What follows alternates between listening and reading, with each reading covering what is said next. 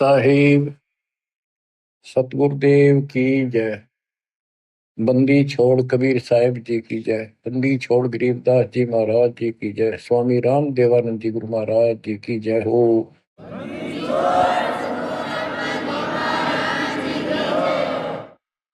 सर्व संतों की जय, सर्व भक्तों की जय, धर्मी पुरुषों की जय। श्री काशी धाम की जय, श्री सुडानी धाम की जय, श्री क्रोथा धाम की जय, श्री बरवाड़ा धाम की जय। सत साहिब परम पिता परमात्मा कबीर जी की असीम रजा से आपको मनुष्य जीवन की सफलता का राज प्राप्त हुआ। रहस्य, यथार्थ, अध्यात्म ज्ञान, सत्य भक्ति। इसके बिना ये मनुष्य जीवन आम सामान्य प्राणी जैसा था, पशु पक्षी के समान है। भक्ति हम मानव शरीर में प्राप्त करके अपना भविष्य सुधार सकते हैं, संवार सकते हैं। अन्य जितने भी शरीर हैं, पशु हैं, पक्षी हैं, कीड़े मकोड़े हैं, ये अपना कर्म भोगते हैं। वो चाहे राष्ट्रपति के घोड़े हों, वहां बढ़िया व्यवस्था है, सेठ के घर कुत्ते भी बन गए और ये वहां उनकी सारी सुविधा है। परंतु ऐसी सुविधा मनुष्य को भी नहीं उपलब्ध होती कईयों को। तो कहने का भाव ये है, मनुष्य जीवन यदि भक्ति नहीं करते मानो स्त्री पुरुष, तो उन पशु पक्षियों में उसमें कोई अंतर नहीं। सुविधा कर्मानुसार पूर्व जन्म के संस्कारों से सबको प्राप्त होती है। दुख और सुख दोनों साथ रहते हैं। अब बात आती है कि भक्ति करनी चाहिए, अवश्य करनी चाहिए। आत्मा मानती है, उसके लिए मानव भटक भी रहे हैं। आत्म ज्ञान बिना नर भटका कदे मथुरा कदे काशी। यथार्थ ज्ञान ना होने चाहिए प्राणी। मानव शरीर धारण करके कभी मथुरा कभी काशी, किता न किता अपना राह ढूंढ रहा है कि किता भगवान मिल जाए। कबीर साहब कहते हैं, पर्वत पर्वत में फिरा, कारण अपने राम, राम जैसे जन मिले, जिन सारे सब काम।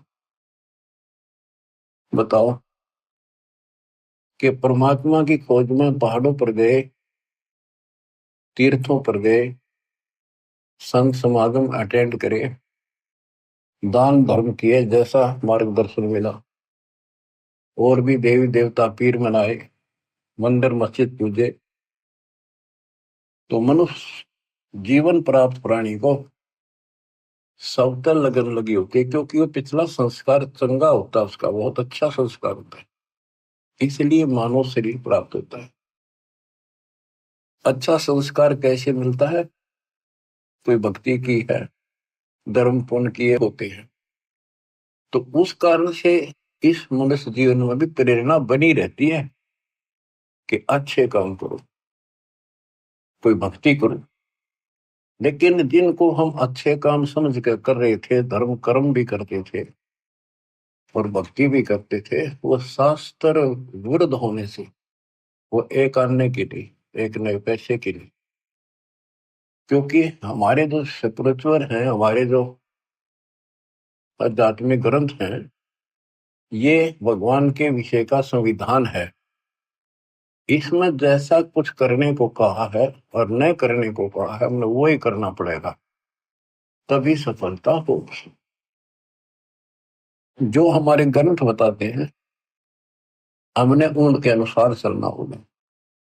इसके लिए जो से हिंदू समाज है, वो अपनी पवित्र गीता, पवित्र वेदों और पवित्र पुराणों को सत्य मानते हैं।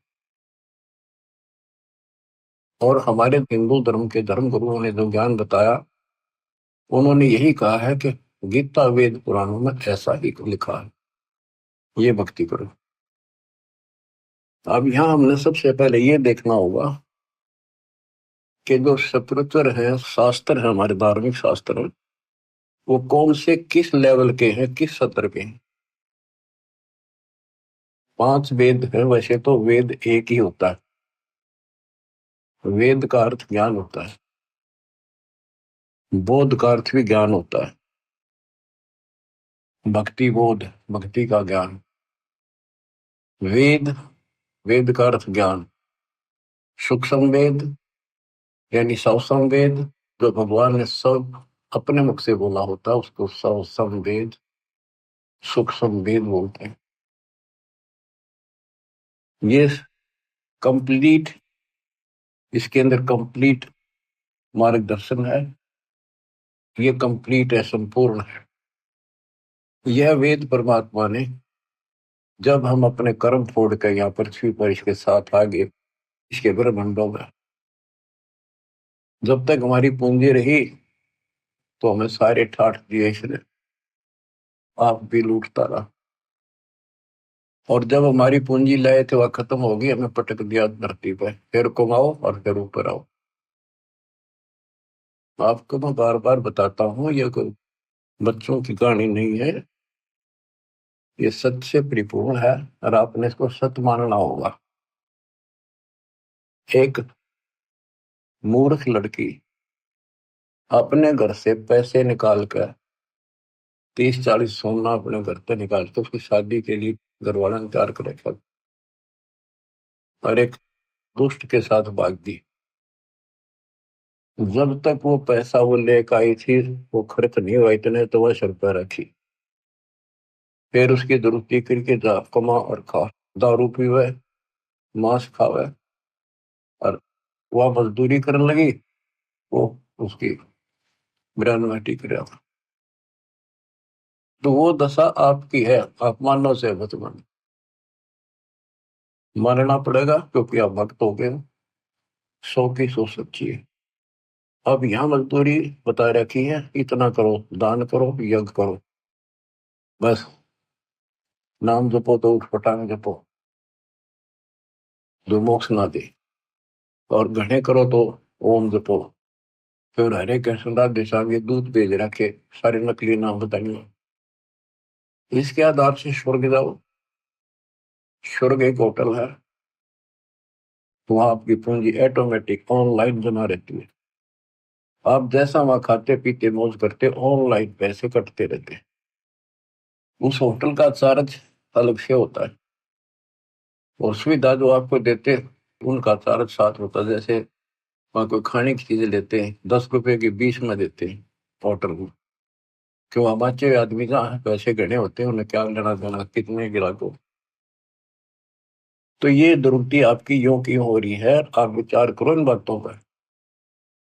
आप किस चीज पर सेट हुए बैठे हो, 1 मिनट में मृत्यु हो जाती है। बैठे बैठे राष्ट्रपति तक मर जाते हैं, एक्सीडेंट हो जाते हैं। पोलैंड देश का एक पूरा कैबिनेट, प्रधानमंत्री, सारे मंत्री, दूसरे देश, उसका मित्र देश था, उसमें कोई पूर्व प्रधानमंत्री की डेथ हो गई थी। उसकी मुंह कांड जाए थे शोक व्यक्त करें, वो विमान न दुर्घटनाग्रस्त हो गया, एक्सीडेंट हो गया, हम सारे मर गए। और ताजे ताजे बने थे, 6 महीने पहले उनकी कैबिनेट बनी थी। और ऐसे गंदे लोग माचे माचे फिरो तुम, आंख खोलो। इस सत्संग को सुनकर भी आंखें नहीं खुलती, वो पत्थर प्राणी है, उसके भक्ति का अंश नहीं है, वो इंसान भी अच्छा नहीं। तड़प जानी चाहिए, तड़पला जानी चाहिए आत्मा को, पिता का मर गया हम किस पे फंस गए। यहाँ सुख नाम की चीज नहीं, रह नहीं की धरती पे किसी के प्रति। किसी स्वर से धोता है तो वो राजी बोलेगा, स्वर से धोते मुंह फेर लेगा। हम इतने बिगड़ चुके, यहाँ पर हम देवता थे सतलोक में, अब दोबारा से आपको इतना प्यार किया जा रहा है। पहले तो पशु तो मनुष्य बनाए, बीड़ी शराब मांस तम्बाकू गटबड़ बकवाद करते फिरते थे, वो छुट्टी, फिर ज्ञान सुना के देवता बनाए।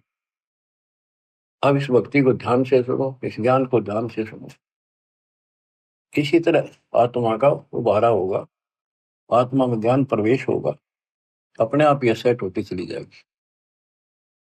दास पहले पाड़ी जाता था, पाड़िया जैसे व्यवहार हुए बकवाद, स्कूल में जान लग गया, 5-6 महीने तो वही चले, फिर धीरे धीरे सेट होना पड़ा, और पढ़ते पढ़ते पढ़ते पढ़ते और छोटी सी पोस्ट भी ग्रहण कर ली। तो इसी प्रकार अगर हम इस मार्ग पर नहीं आएंगे तो हम नो के नो रह जाएंगे। तो कहने का भाव ये है कि ये आपके एक स्कूल की पीरियड है, ये सुनते रहो। आजकल तो सारी सुविधा हो रही है, रिकॉर्डेड लेक्चर फिर भी सुन सकते, पर सुने इसी लगन से जैसे अब सुन ले, भूल जाए आध घंटा जितनी देर सुने सब क्या है ना, और ध्यान से सुने। तो प्रसंग चल रहा है कि हम यहाँ आकर फंस गए, तो इस काल ने हमारी दुर्गति कर दी कि इन्हें वापस नहीं जाने दो। इसको पता है कि हम उस परम पिता के अंश हैं, कबीर भगवान के, और माँ बाप को पता होता उसका बेटा बेटी की तो दुख ही हो रहा हो, उसकी आत्मा तड़पती रहती है पार वैश्य के नाम से। आपके लिए वो मालिक भटक रहा है, वो एज इट इज उस रूप में यहाँ नहीं आ सकता, क्योंकि वो नियम भंग होता है और ये घबरा जाएगा, और वो मर्यादा से बाहर की बात है ना। तो अगर कहता मैं चाहूँ तो 1 मिनट में धर्मदास इन सारा ले जाऊं, फिर इनके गाड्डू आई हुई ना थे वहां के टिके, अब इन दुखी हो लिए छक्के, कलयुग आ गया, और आने वाले समय में और दुर्गति होगी। अब चौथा युग आ गया, ये भक्ति करके भी छक लिए।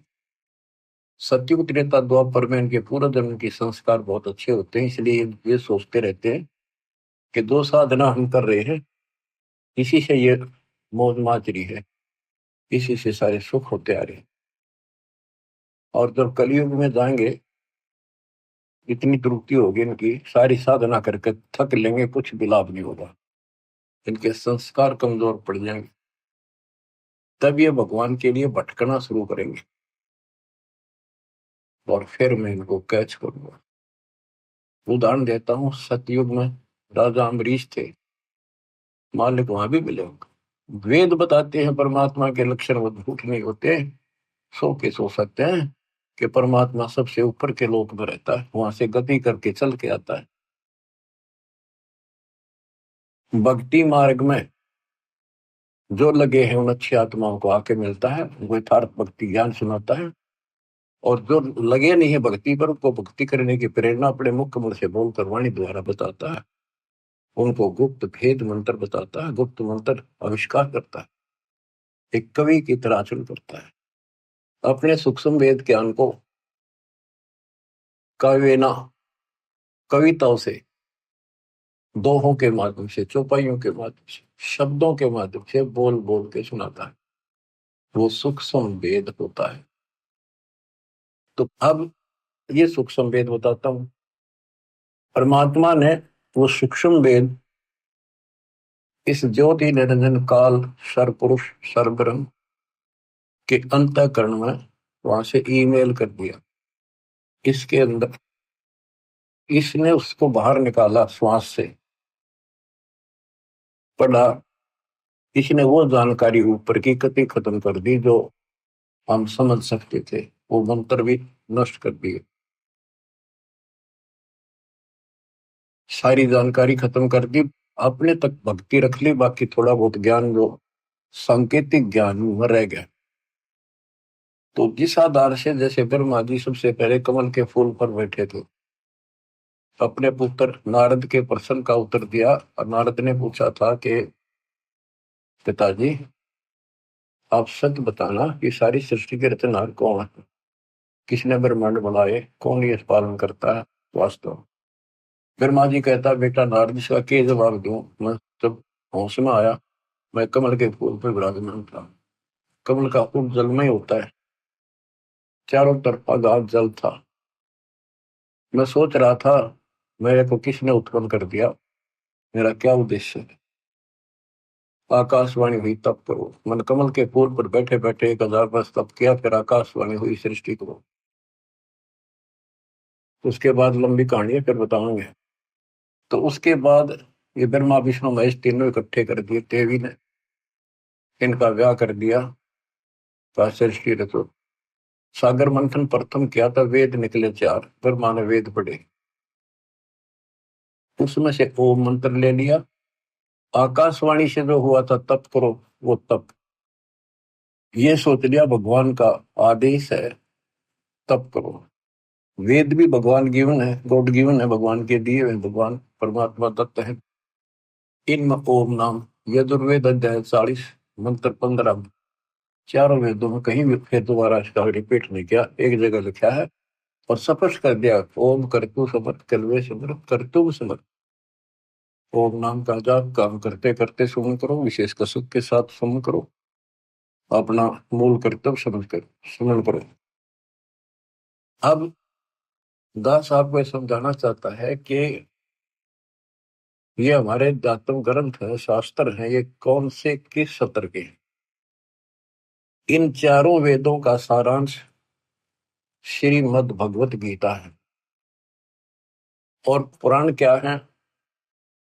ब्रह्मा जी ने जो ज्ञान प्राप्त हुआ, जैसा वेदों को समझा, तो उसके अनुसार अपनी संतान ब्राह्मण ऋषियों को बताया। तो ऋषियों ने ब्रह्मा से प्राप्त ज्ञान है, ये ऋषि ब्रह्मा जी की संतान है, ब्राह्मण सारे। तो ब्रह्मा जी कहता कि मैं तो कमल के फूल पर बैठा था, मुझे नहीं पता मैं कहां से उत्पन्न हो गया। ये फिर जानी जान नहीं है, सर्वज्ञ भगवान नहीं है। इसने जो ज्ञान अनुभव किया, तो इसने अपनी कथा बताई, तो इस आधार से ऋषियों ने तप तो ब्रह्मा जी से प्राप्त कर लिया। ब्रह्मा जी ने बता, वेदों में केवल ओम नाम है, ओम नाम वेदों से ले लिया। तो इस आधार पर ब्रह्मा जी के वंशज ऋषियों ने तप किए, जबरदस्त तप किए, शरीर गाड़ दिए, परवाह नहीं की, मिट्टी चढ़ गई शरीरों पर, खाना पीना त्याग कर मल की चाह मल के कि भगवान मिले तो जीवन सफल, नहीं तो व्यर्थ है। तप किया, ओम नाम का जाप किया। ओम नाम के जाप से ब्रह्मलोक प्राप्त होता है। गीता अध्याय 8 श्लोक 13 में गीता बोलने वाला कहता है, मुझ ब्रह्म का ओम इति एक अक्षर ब्रह्म व्यवहारं माम अनुसमण यह परियाति तदंदेहम स याति परमां गति। ओम इति एक अक्षर, केवल एक ओम अक्षर है, ब्रह्म व्यवहारं माम अनुसमण, मुझ ब्रह्म का स्मरण करने का, माम ब्रह्म। और जो इसका अंतिम सांस तक स्मरण करता हुआ शरीर त्याग कर जाता है, वो ओम से मिलने वाली प्रकृति प्राप्त करता है। देवी पुराण श्री देवी दुर्गा जी अपने शिष्य प्रिय शिष्य हिमालय राजा को ये बताती है कि यदि तुम्हें मोक्ष चाहिए, उसने कहा जी मुझे ब्रह्म की जानकारी दो, मोक्ष मार्ग बताओ। तो देवी ने कहा कि और सब बातें छोड़ दे, ओम नाम का जाप कर। इस ओम नाम के जाप से तू ब्रह्मलोक में जाएगा, जहां पर वो ब्रह्म रहता है उसको प्राप्त कर लेगा, तेरा कल्याण हो। गीता अध्याय 8 श्लोक 13 में कहा है कि मुझ ब्रह्म का एक ओम मंत्र है। यजुर्वेद अध्याय 40 मंत्र 15 में कहा है कि ओम का नाम जाप करो। 8वें अध्याय के 16वें श्लोक में कहा कि ब्रह्मलोक में गए प्राणी भी वापस आते हैं। बच्चों, इसने जुल्म कर रखा, कभी रास्ता नहीं दे रखा था, खुद मालिक आए, अपने बच्चों को ऊपर ले जाके अपनी समर्थता अपनी शक्ति से परिचित करा, फिर वापस छोड़ा। 600 साल हो गए इस प्रोसेस में परमात्मा लगे हुए हैं, जिसमें 6 गवाह आपके सामने दास ने आई विटनेस बता दिए। जब जाके दास की भी तसल्ली हुई कि सचमुच कबीर जी को न कबीर न को भगवान माने, दानक जुला, सारी उम्र कपड़ा बनता बनता मर गया, रोटी भी ठीक से टाइम पर नहीं बनती थी, इसी को तो सक्षम कहते हैं। उसने जरूरत ही नहीं था, सब कुछ संकेत पे है उसके। 18 लाख बाबा जी आगे चेला समेत और सारी काशीनाथ जी कितने आए, 3 दिन तक भोजन खवाए। वो एक कुटिया में बैठा था जब भी, घर में कुछ नहीं था। तो ये तो भगवान है, इसी का नाम तो परमात्मा है। सतगुरु जो चावे सो कर ही, 14 कोट दूर तुम पर ही। बहुत बहुत जंतराश निवार है, चित्रगुप्त कागज पाठ। अब बच्चों को प्रश्न चल रहा है कि हम जो साधना करते हैं वो शास्त्र अनुसार होनी चाहिए। अब शास्त्र कौन से ठीक है? जो हमें मान्य हो भगवान की भक्ति के लिए। हिंदुओं के लिए वेद और गीता ये एथेंटिक स्क्रिप्चर है, एथेंटिक धार्मिक ग्रंथ है, ये प्रमाणित है। और पुराण जो है ये ऋषियों का अपना अनुभव है, जैसा इन्होंने साधना की उससे जो उपलब्धि हुई। इन्होंने हठ योग किए, समाधि लगाई, समाधि के अंदर इनको किसी को तो इस काल ने ब्रह्मा के रूप में दर्शन दे दिए, किसी को विष्णु के रूप में, किसी को शिव जी के रूप में। तो ऋषियों ने मान लिया भगवान पा गया, ब्रह्मा के रूप में दर्शन दिया उन्होंने। ब्रह्मा जी के पास जाकर सतुति क्रिया, आप भगवान हो, सारी सृष्टि के मालिक हो, आप अपने को छुपाए बैठे हो, हमने पहचान लिया। इसी प्रकार विष्णु जी को ब्रह्म पैदा कर दिया, जिनको काल ने विष्णु रूप में दर्शन दिया। उन्होंने मान लिया कि मैं ही सारी सृष्टि का कर्ता रचनहार हूं, नथिंग एल्स। इसी तरह शिव जी को। इसी बात पर एक दिन ब्रह्मा और विष्णु जी की आपस में लड़ाई होगी। ब्रह्मा जी गए विष्णु जी के पास, विष्णु जी ने सम्मान नहीं किया उनका, आजा भाई, मैं बड़ा भाई है उसका, तो भी निकाह जा बैठ जा। इनकी देखो बच्चों विचार करो, जिनको भगवान मानते थे इनमें शिष्टाचार की भी कितनी कमी थी। एक बड़ा भाई है विष्णु जी का, और ये बैठा था शेषनाग की सैया पर। लक्ष्मी जी इसके चरण दबारी थी, आसपास इसके प्रशंसक खड़े थे विष्णु जी के। ब्रह्मा जी आया तो इसने अपना अपमान मान लिया कि इसने खड़ा होकर मिलूं, हाथ मिलाऊं या सीने से लगाऊं या नो को आओ जी बैठो, कितना भी दिखा इसने। ये फिर काम क्रोध से भरे पड़े हैं, ना भगवान मान्या करते। इस बात का दुख ब्रह्मा जी ने मान्या, अब इसने सम्मान भी ना किया। न बोला, अभिमानी, मैं तेरा बाप हूँ, सारी सृष्टि का रचने वाला हूँ, तो मेरे से पैदा हुआ और मेरा सम्मान नहीं करता, अपने बाप को देखकर भी तू अहंकार करता है, तो मेरा बेटा है फिर भी सम्मान नहीं करता। उसमें बोला तो मेरा बेटा, मैं तेरा बाप, तो मेरा ना भी कम से उत्पन्न हुआ था। तो उसके प्रशंसक खूब हंसे। तो सबने बताया था कमल के फूल को तुम उत्पन्न हुआ, और विष्णु के नाभि से कमल निकला। इधर मारना विष्णु नापन भी कमल कितना है, कैसे नाभि में उग गया।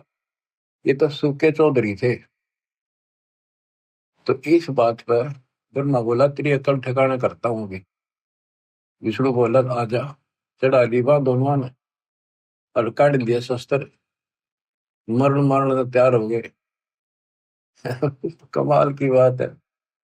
शिव पुराण में ऐसा लिखा, ऊपर से देवता आकाश तक पर फूल बरसावे, शाबाश, मरो कट के, शाबाश, देखते हैं कौन ताकतवर है। लेकिन इनकी सब बच्चा का कहां तक नाश हो रहा है। देवता व हरनों का लड़ो, उन्हें बीच मारना चाहिए था। भगवानों आप ऐसे करोगे फिर मारा केरा होगा। भगवान मानना चाहिए, दोनों लड़ पड़े। बता, वो तो इनका बाप जो काल नरेंद्र ने सोची है मरेंगे कट के, तेरे खान पीने का सिस्टम बंद हो जाएगा। इनके बीच में एक सतम खड़ा कर दिया, बोतल बोतल आपस में छूनेगा। ये दोनों डर गया, आश्चर्यचकित हुए।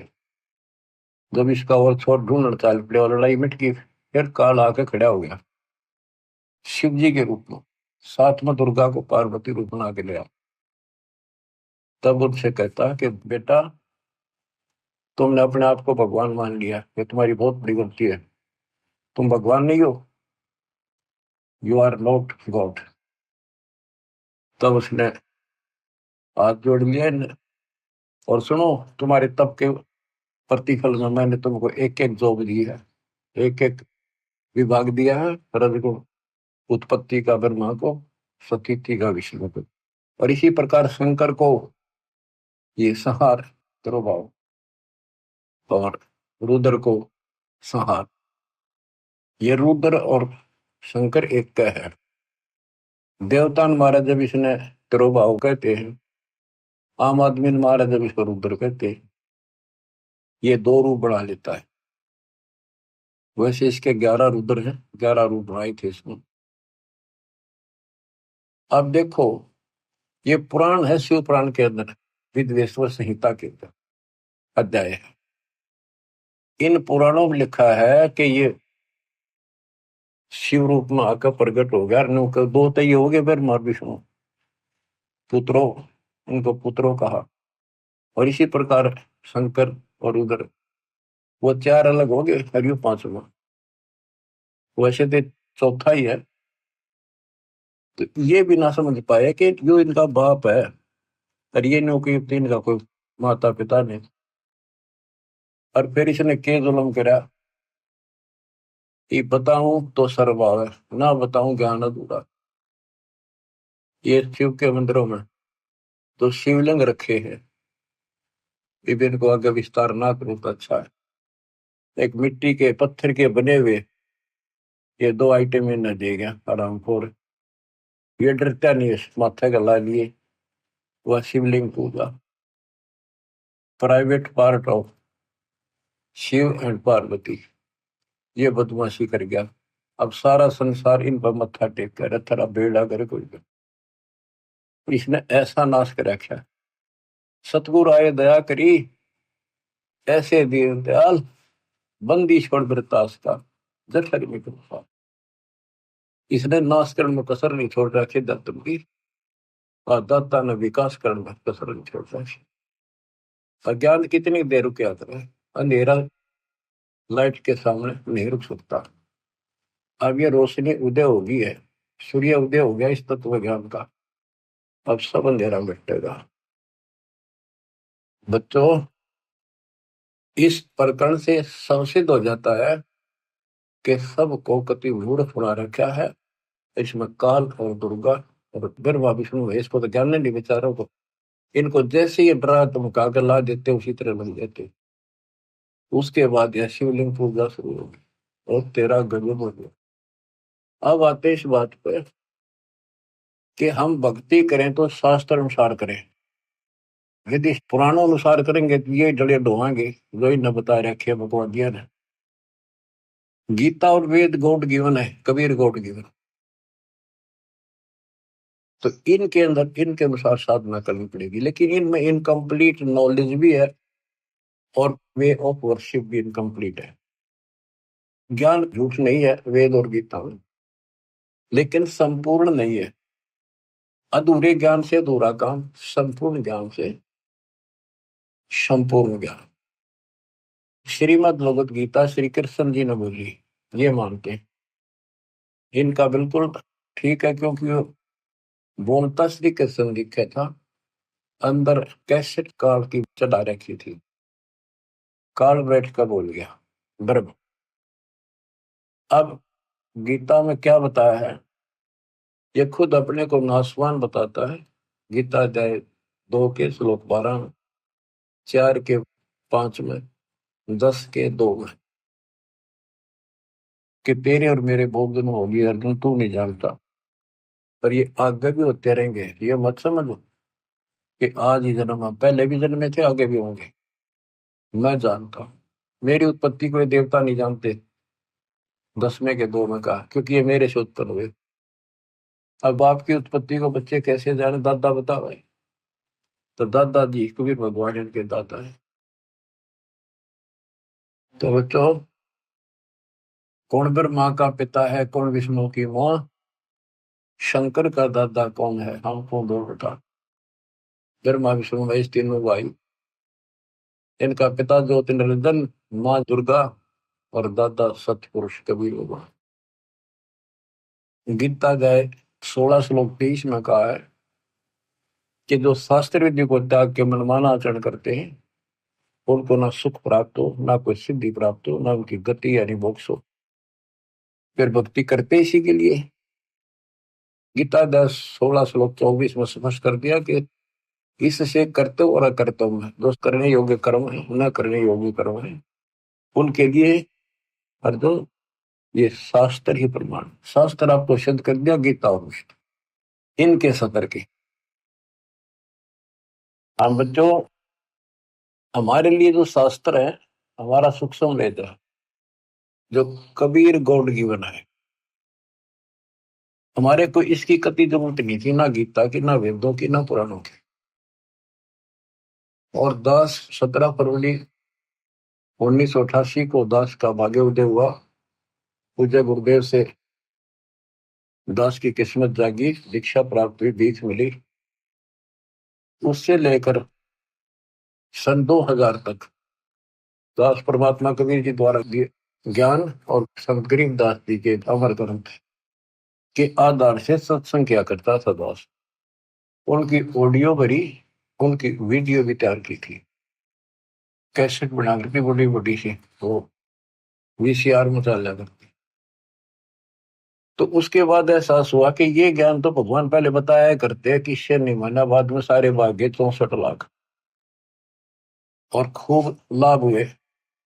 जब तक मालिक तेरे को पहचानेंगे नहीं, गॉड नहीं मानेंगे, भगवान नहीं मानेंगे, कोई नहीं टिकेगा। दास को प्रेरणा दी गुरुदेव ने कि हो सकता गीता वेद पुराणों में पाना चाहिए ये ज्ञान, क्योंकि भगवान बता रहे हैं ऐसा है, और वेद गीता सच्चे हैं, तो इनमें पाओगी बात कुछ ना कुछ। 2001 में दास ने ये गीता मंगाई, उसको पढ़ना शुरू किया।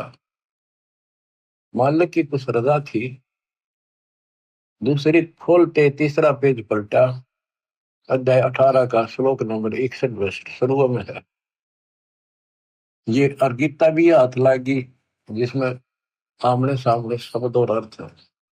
ये दूसरी आ जाती तो मत्था मार कर बैठ जाता मैं भी। तो इसमें अर्थ सामने है, प्रतीक एग्जैक्ट ज्ञान समझ में आ जाता है। तो उसमें पाया कि परमात्मा सबके हृदय विराजमान है, कर्मानुसार एक यंत्र की तरह घुमाता है। और हे अर्जुन, तू स्वभाव से उसी परमेश्वर की शरण बजा, उसकी कृपा से तू परम शांति को, सनातन परम धाम को प्राप्त कर। मेरा तो एकदम जैसे नींद तो जाग्या कर आदमी, और सोपन देख ले को घना अच्छा, और कूदता उठा करे, वह बनी मेरे साथ। ओ तेरे की, फिर लगा नोट कर लिया ये श्लोक अध्याय, फिर देखा धीरे धीरे रोक तेरे की सारा खजाना भरा, सारी ये सच्ची परमात्मा की। 15वां अध्याय 8वें अध्याय 7वां देखा, रजगुण ब्रह्मा सतगुण विष्णु, यह हम पढ़ाया करते सूक्ष्म वेद में। रजगुण ब्रह्मा तम गुण शंकर, सतगुण विष्णु कहावरी, चौथे पद का भेद निहारा, डरला सदगुण पावरी।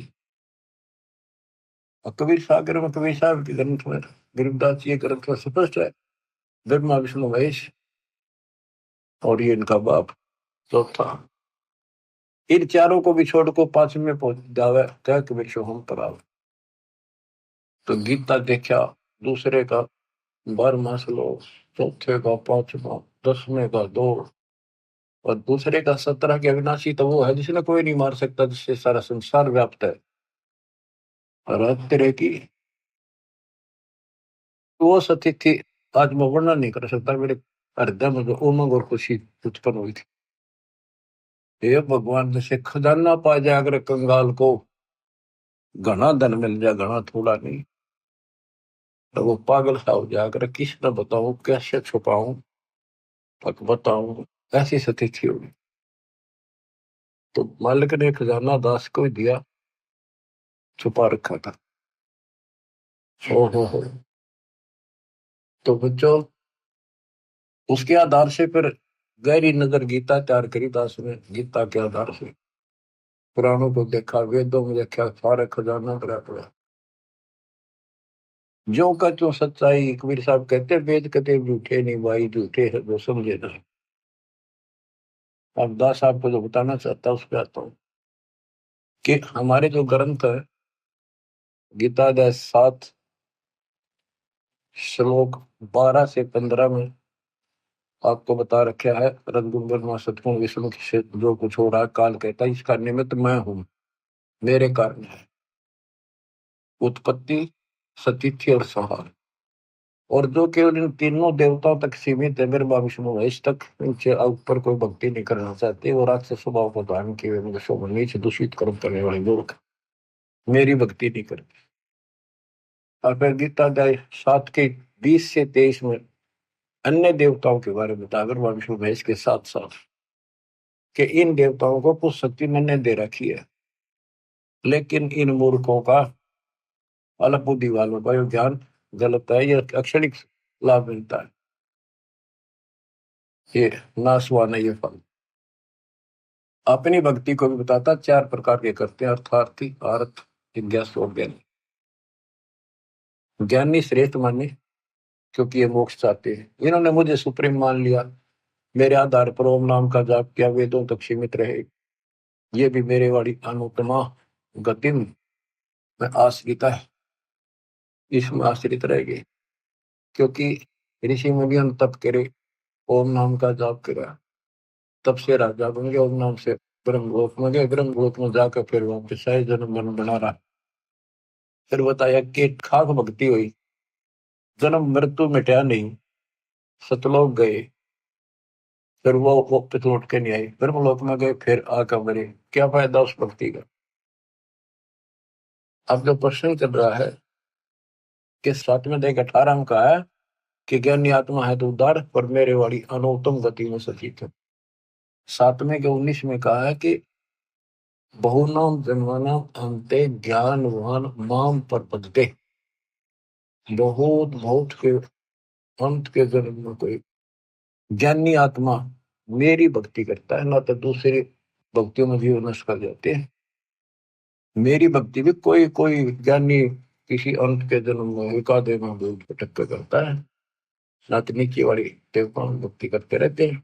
वासुदेव सर्वमिति स महात्मा स्वरूप होता है, ये बताने वाला कि वो वासुदेव सारी सृष्टि का रचने वाला, सबके ऊपर जिसकी सत्ता, जिसकी साहिबी, जिसकी सत्ता, जिसकी हुकूमत सबके ऊपर है, वही पालन करता है, वही उत्पत्ति करता है, वही कर्मों की मार से बचा सकता है, पाप कर्म नष्ट करता है, वो आयु बढ़ा देता है, उसकी भक्ति से मोक्ष प्राप्त होता है, ये बताने वाला महात्मा शोध लगा। गीता अध्याय 4 श्लोक 32 में कहा कि परमात्मा सच्चिदानंद घन ब्रह्म, इन्होंने अर्थों के भी अमृत कर रखे हैं, अनुत्तम का अति उत्तम कर दिया, वर्ग का जाना होता है आना कर दिया, अनुत्तम का अर्थ अश्रेष्ठ होता है उसको सर्वश्रेष्ठ कर दिया। यहाँ गीता अध्याय 4 श्लोक 32 में ब्रह्मण मुखे शब्द है, उसका ब्रह्मण का अर्थ वेद कर दिया, यहाँ लिखना था सच्चिदानंद घन ब्रह्म। गीता अध्याय 17 श्लोक 23 में ब्रह्मण शब्द है, उसका अर्थ वहां इन्होंने ठीक रखा है, सच्चिदानंद घन ब्रह्म। ओम तत्सत यानी सच्चिदानंद घन ब्रह्म की उपासना का केवल त्रिविध समर्थ है, 3 प्रकार से शिवन है इसका, 3 मंत्र का। अब आता हूं मैं चौथे के 32 में, उसमें लिखा कि परमात्मा अपने मुख कमल से, सच्चिदानंद घन ब्रह्म अपने मुख कमल से वाणी जो बोलता है, उस वाणी में ऐसा ज्ञान है जिससे सारे कर्म समाप्त हो जाते हैं, जन्म मरण मिट जाता है, सदा सुखी हो जाता है। उस ज्ञान को चौथे अध्याय के 34 में तत्वदर्शी संतों से पूछो। दंडोत प्रणाम करो, दंडोत प्रणाम करने से, निष्कपट भाव से, सरलता पूर्वक, नम्रता पूर्वक प्रसन्न करने से वो तत्वदर्शी संत जो तत्व ज्ञान का उपदेश करेंगे। उस परमात्मा तत्व का, कौन से का, 18वें अध्याय के 62 वाले का, उस परमात्मा उसका ज्ञान होता है। वो कौन है? 7वें अध्याय के 29वें श्लोक में गीता बोलने वाले ने कहा है कि जो केवल जरा वृद्धावस्था के कष्ट से, बच्चों वृद्धावस्था का जो दुख है ना, ये मृत्यु से घूमता है, मौत तो एक बार हो जाए, और यो कम से कम 20 साल मरे। ब्रेन मैटी, कभी आंख दुख है, कभी चाड़ दुख है, कभी टांग दुख है, कभी शुगर बढ़ गई, कभी बीपी बढ़ गया, उठा जाना बैठा जाना, कब्जी होगी, गैस में, तो सुना नहीं, रोए बैठ के। तो कर्महीन इंसान तो भक्ति नहीं करते। भक्ति करने वालों पर ये असर नहीं होगा, लेकिन मर्यादित रहेंगे तो। भक्ति भी कबीर साहब की अरदास के माध्यम से, कि वो केवल जरा मरण से छूटने का, मृत्यु से, दुख से बचने के लिए केवल प्रयत्नशील है और कुछ नहीं मांगते। वो तत्परम से, सारे धातुओं से और सारे कर्मों से परिचित है। आठवें के प्रथम अर्जुन ने प्रश्न किया, किम तत्परम। तीसरे में उत्तर दिया, आठवें के श्लोक में तीसरे में, वो परम अक्षर परम है। आठवें के 5-7 में गीता बोलने वाला अपनी भक्ति कहता है, मुझे भक्ति कर, मेरे पास रहेगा, जन्म मरण बराबर रहेगा अपना दोनों का। ये पहले ध्यान में सिद्ध कर दिया आपको। 8 में के 8, 9, 10 में कहा, सचिदानंद ब्रह्म की जो भक्ति करता है, परम अक्षर ब्रह्म की उसके पास होता है। 15वें अध्याय के चौथे श्लोक में कहा है कि तत्व ज्ञान रूपी शस्त्र से इस ज्ञान को काट कर उसके पश्चात परमेश्वर के परम पद की खोज करनी चाहिए, जहां जाने के बाद साधक फिर लौट कर संसार में नहीं आते। जिसने सारी सृष्टि की रचना की है उसी की भक्ति की। 15वें अध्याय के 17वें श्लोक में कहा कि उत्तम पुरुषत्व ने परमात्मा की उदाहरते हैं। उत्तम पुरुष, पुरुषोत्तम श्रेष्ठ परमात्मा तो कोई और है जो परमात्मा कहा जाता है, परमात्मा, और जो तीनों लोकों में प्रवेश करके सबका धारण पोषण करता है, वो अविनाशी परमेश्वर है। अब गीता यही समाप्त हो जाती है जब ये कहता है कि उस तत्व ज्ञान को किसी तत्वदर्शी शब्द से जाकर पूछो। मोक्ष उससे होना, जन्म मरण उससे मिटना, वृद्धावस्था का संकट उससे कटना, एक मालिक कुल का वही है। उसकी साधना कहाँ है, वो ना वेदों में। वेद कतेब, वेद ये 4 और 4 कतेब, इन मुसलमानों की, ईसाइयों की, जबूर, इंजिल, तौरेत और कुरान। ये 4 कुरान, 4 किताब और 4 वेद कतेब एक जैसा ज्ञान है, यानी इनकम्प्लीट है। हम इनको गलत नहीं कहते कि गलत है, अधूरा ज्ञान है। अधूरे ज्ञान तो फिर लाभ क्या होगा, अधूरा ही काम। अब आपको बताता हूँ थोड़ा सा पाक कुरान मजीद। देखो इसमें क्या बताया है, एक चैप्टर है, उसका नाम है अश-सूरा, और संख्या नंबर है 42, यानी सूरत अश-सूरा 42, आयत नंबर, श्लोक नंबर 1-2। आयत नंबर 1 पर प्रथम में लिखा है आ मीम। आ माने है, मीम माने में है, और मैं, ये 2 अक्षर अलग अलग, जैसे क, ख, ए, ऐसे है और मैं। फिर दूसरी आयत में लिखा है एन सीन काफ। जैसे हम पंजाबी सीखा करते थे, चौथी कक्षा शुरू हो जाती थी पहले पंजाबी, पंजाब ज्वाइंट था, हरियाणा और पंजाब एक थे। तो पंजाबी की हम जब वर्णमाला सीखा करते थे तो कहते थे कक्खा गग्गा दद्दा गग्गा, ईड़ा ऊड़ा सस्सा मम्मा, यानी कक्खा क, गग्गा ग, तथा तय, गद्दा द। तो कक्खा गग्गा, क ख ग, ऐसे सीखना पड़ता था। तो एन का अर्थ है ए, सीन का अर्थ है से, का अर्थ है क। ये वर्णमाला है अरबी की, एन ए, सीन से, का क, ए से क। इसके अनुवादकर्ता ने, पाक कुरान के अनुवादकर्ताओं ने ये लिखकर छोड़ दिया है कि इन 2 आयतों का अर्थ तो अल्लाह ही जान सकता है और कोई नहीं। ये क्या है, गीता अध्याय 17 श्लोक 23 में ओम तत्सत, ये 3 मंत्र हैं। इनमें तीनों मंत्रा का पहला अक्षर है ए से क। जिनको तीनों मंत्र प्राप्त हो बच्चे आसानी से समझ देंगे। ये वो मंत्रों का केवल पहला पहला अक्षर लिख रखा है, इसमें और नथिंग। तो ऐसा कहते के हासिल होना था, ओम तत् सत से क्या हासिल होना था, अब इसकी एब्रीविएशन निकली सारी। अब इसको सारे से विस्तार से करा, अब पता चला ये सूक्ष्म वेद में पहले ही था। बच्चों आंख खोलो, दास कौन है? कबीर साहब कहा करते हैं कि भाई मैं सारी सृष्टि का मालिक हूं, मैं खुदा हूं, लेकिन कौन जाने से बात नहीं। दास कहता विश्व में एक नंबर का तत्वदर्शी संत दास है, नथिंग एल्स। इतना कह रहा हूं मैं। अब पाक कुरान सूरत फुरकानी 25 में आयत 52 से लेकर 59 तक 52 से 59 में स्पष्ट किया है कि हे हजरत मोहम्मद, हे मोहम्मद, हे नबी, हे रसूल। कौन बोल रहा है? कुरान का ज्ञान देने वाला अल्लाह। कि ये काफिर लोग जो है कबीर अल्लाह को नहीं पूजते, इसके अतिरिक्त औरों को भी शरीक करते, दूसरे देवताओं को।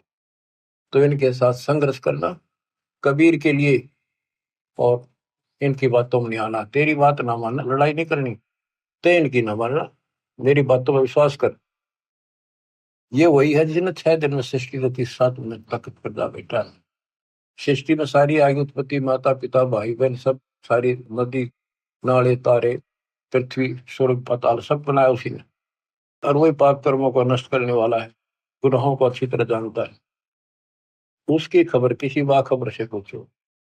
तो यहाँ पाक कुरान भी यहाँ पर समाप्त हो जाती है। इसमें वो ज्ञान है ही नहीं उस अल्लाह का जिसने सृष्टि रची। तो ये गलत नहीं कह सकते किसी कर्म को, लेकिन ये इनकम्प्लीट है। इनकम्प्लीट से मोक्ष नहीं हो सकता। मोक्ष तो संपूर्ण अध्यात्म ज्ञान से होगा, और वो तत्वदर्शी संत बताता है।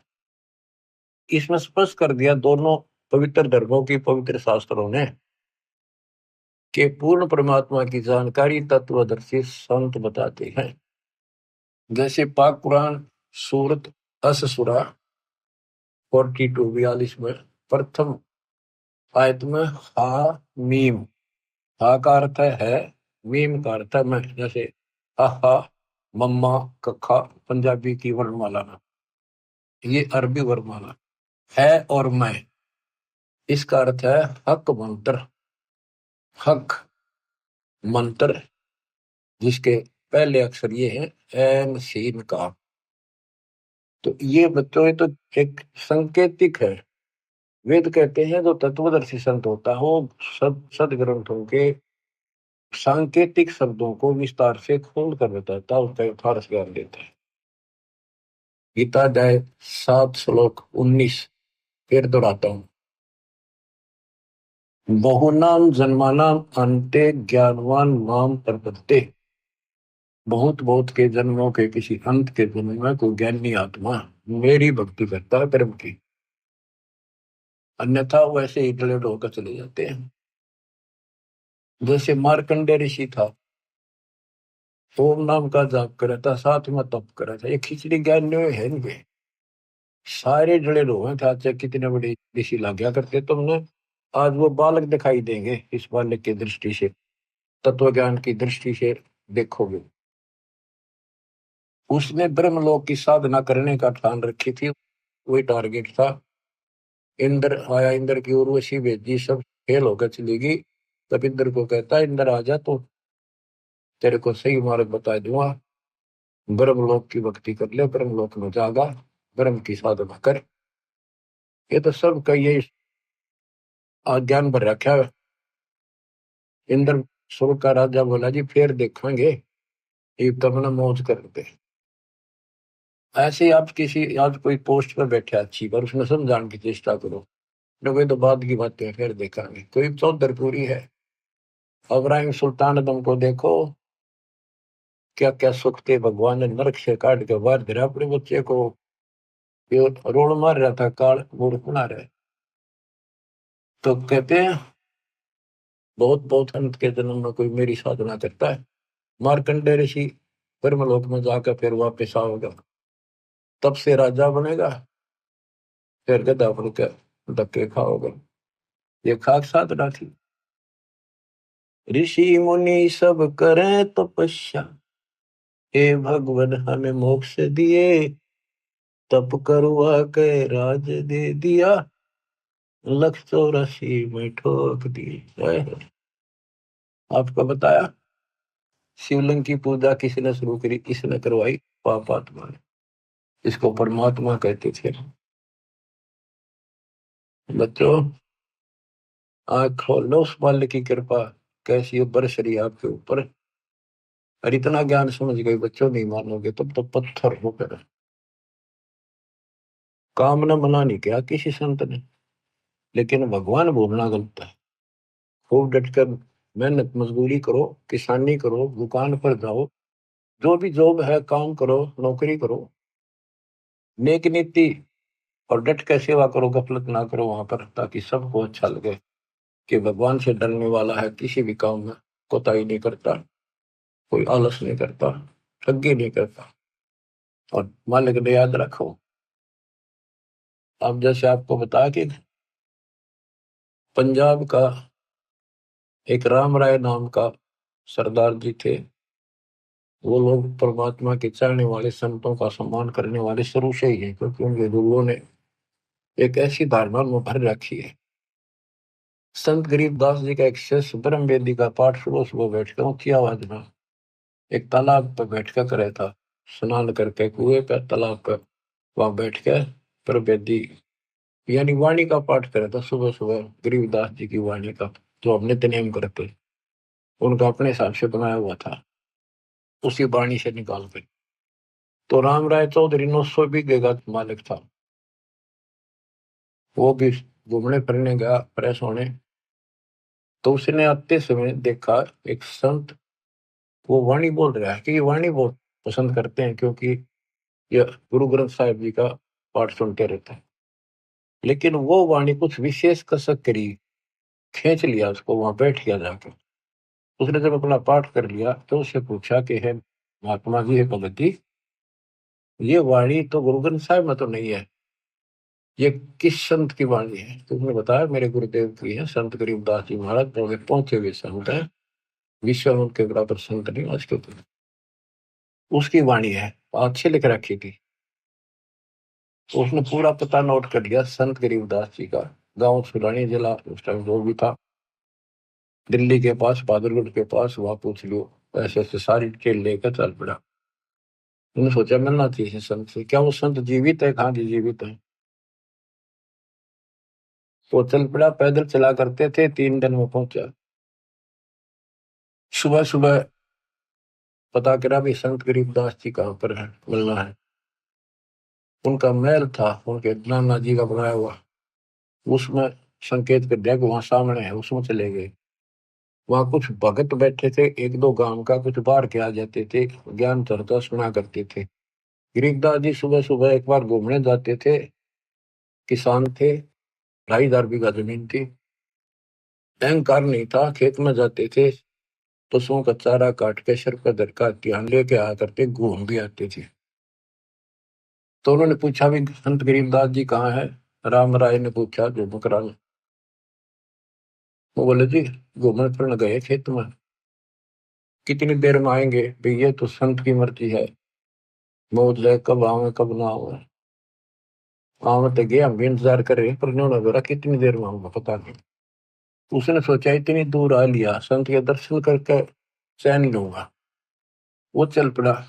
उन्होंने बताया कि आगे जाइए, आगे अरहट है, उस रेट के पास एक जंटी का बहरा पेड़ है बड़ा, वहां पाओगे आपने। वहां कुएं पर स्नान भी करते हैं। तो वो जा रहा था गरीबदास जी, धोती कुर्ता हरियाणा की जो वेशभूषा होती थी, सिंपल मैन, सामान्य होता था यहाँ का वेशभूषा, इस तरह रहते थे वो, भाई आडम्बर संत नहीं करते। तो उस राम राय ने उस किसान से पूछ लिया, उसने किसान समझा, सिर पर पशुओं का चारा और भुट्टा धर रखा ज्वार का। उसने बोला भाई मैंने गरीबदास महाराज जी संत जी से मिलना है, तो बताया इधर घूमन आए हैं, कहाँ से है वो, उनका खेत कहाँ ठिकाना है उनका। गरीबदास जी बोले आ जाओ, उन्हें पहचान दिया, वो संत भी थे कि आ जाओ मेरे साथ, मैं मिलाऊंगा उनसे। वो वापस आए, वापस जा लिए वो गांव में, आ जा लेकर आ गए। वो भगत जो वहां खड़े थे उन्होंने बाज के, किसी ने बोटा लिया, किसी ने दंडवत प्रणाम किया, फिर पानी पिलाकर नहाऊंगा, पानी लाए स्नान कर दिया। उसने सोची, उन पूछा रहा महात्मा कौन सा है वो संत, तो वो भगत बोले ये तो है गरीबदास। वो सामने मुड्डे पे बैठ गया और बैठा बैठा ये मन में कल्पना कर रहा था कि ये गुरु, ये महाराज है, रत तेरा गजब हुई। उसने कल्पना कर रखी थी, उसका इमेजिन था कि बड़ी बड़ी जटा पाऊंगी, गल में माला मला होंगी, और धूना दाना ला रखा होगा किधर, या डेरा होगा तो बहुत बढ़िया सुंदर कपड़े लाल पीले, यानी कोई आडंबर जरूर पाओगा। संत को ऐसा ही माना जाता है, उधर सारे ऐसे मानते थे। और उसने देखा सिंपल किसान सामान्य आदमी, इसका 2,500 बीघे जमीन बताओ है, इसलिए लोग इसके चापलूसी करते हैं, ये गुरु यूं बना रहे हैं इसको। ये तो मेरे जैसा किसान है, रत तेरा गजब हो, ये खोदा पहाड़ निकली चुया इतनी दूर था, यो संत पाया। यो मन सोचे बैठा बैठा। गरीबदास जी स्नान करके तुरंत, और धोती बांधा करते हैं हरियाणा में, और एक और उसका पल्ला सा धोती का एक बेल्ट सी बांधा कर, उसने अड़बंद बोलना, अड़बंद। उसको बांधने के लिए तैयार हुए था, हाथ पे उंगली का चोट लाग रही थी, लीला थी ज्यादा, पट्टी ही बांध रखी छोटी सी। तो राम राय से बोले भाई झुमक रहा, उसने अपना राम राय नाम बताया। परमात्मा बोले रहा झुमक रहा, ये इसका उर्फ नाम था। वो ऐसे चंचल माइंड का था, पूरा मतलब विश्वासी कम था, हर चीज में कोई ना कोई पूछा ताछी अटपट रखा करता, तुर्क वितर्क ज्यादा करता था। झुमकरा डगमग से ख्याल का था, इस तरह उसको झुमकरा भी कहते थे। और वहां बैठे बैठे भी वो कल्पना इसी कर रहा था, यो किसा गुरु ये क्या हुआ फलान है। झुमकरा का जब उसे समझ गया कि उनका बताया भी को नहीं, फिर भी उसने कहा कि भाई मेरी एक धोती बांध दे, अल्लाह मेरा हाथ का चोट लग गई है। उसने उठ के और वह गांठ लाई, और धोती शरीर के मां के निकल गया, धोती का गांठ लग गई। तो उसने फिर खोला जल्दी, दूसरा फिर ऐसे किया, तीसरा फिर ऐसे करा, वो गांठ फिर शरीर के अंदर से निकला हुआ। तो गरीबदास जी बोल रहे झुमक रहा, मैं तो तेरे जैसा किसान हूं, या गांठ ना लगती क्या बात होगी। ऊपर देखा, विष्णु रूप धारण कर रखा, क्योंकि पुजारी विष्णु का था बेसिक, वो बने हुए थे सिख। लेकिन ये जैसे वहां पर 125 गांव गुजरा के वो सारे सरदार को वहां है, और वो रामकृष्ण के पुजारी हैं ज्यादा से ज्यादा, और गुरु ग्रंथ साहिब का भी सम्मान करते हैं, पाठ भी करवाते हैं। तो कहने का भाव है कि वहां पर वो पैरा में पड़ गया कि भगवान माफ करो, मैंने बहुत अच्छी कुंडी कह दी।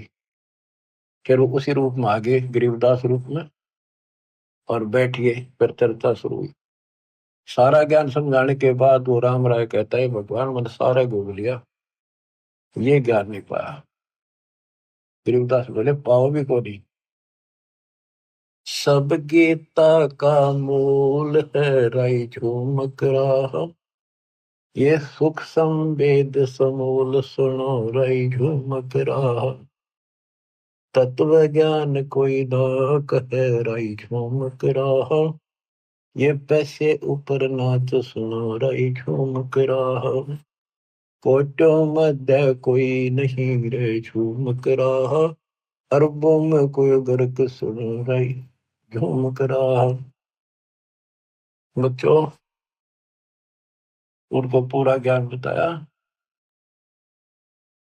कि करोड़ों में नहीं पाओ तो इस ज्ञान को बताने वाला, अरबों में। उसमें संत गरीबदास जी थे,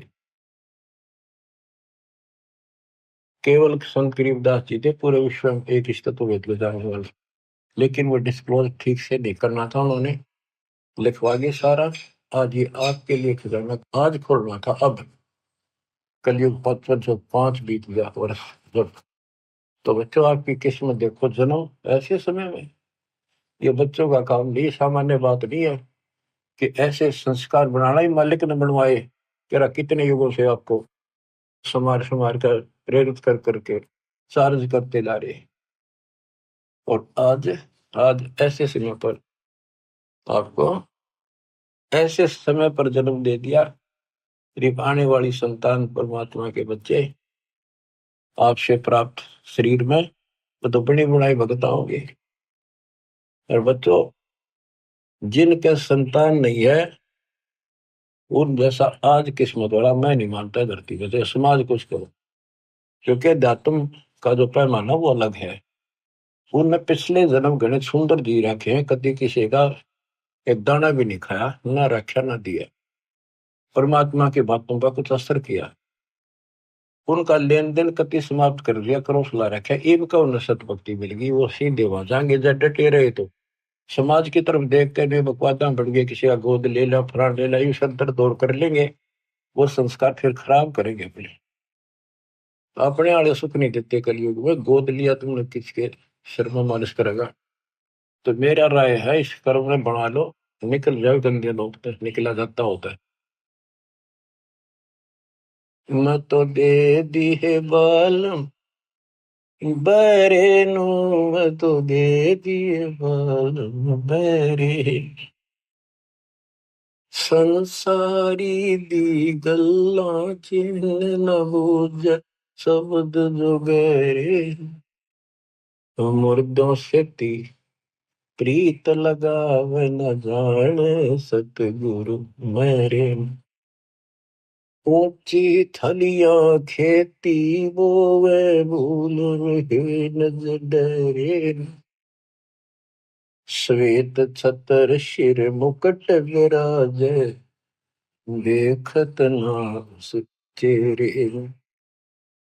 ये संसार समझदा नहीं कहंदा शाम दोपहरे, ये संसार समझदा नहीं कहंदा शाम दोपहरे, गरीब दास ये वक्त जाते है रोगे इस पहरे, गरीब दास ये वक्त जाते है रोगे इस पहरे। बच्चों सुधर जाओ, संभल जाओ, इतना गजब का अवसर आपको मिला है इस जीवन का। आप सामान्य आत्मा नहीं हो, साधना सेती मस्करी चोरा नाल साल मल अखाड़ा जीतेंगे युग युग के बाद।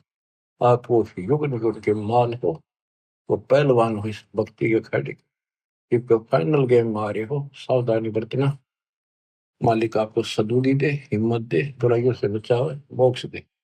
सत साहिब।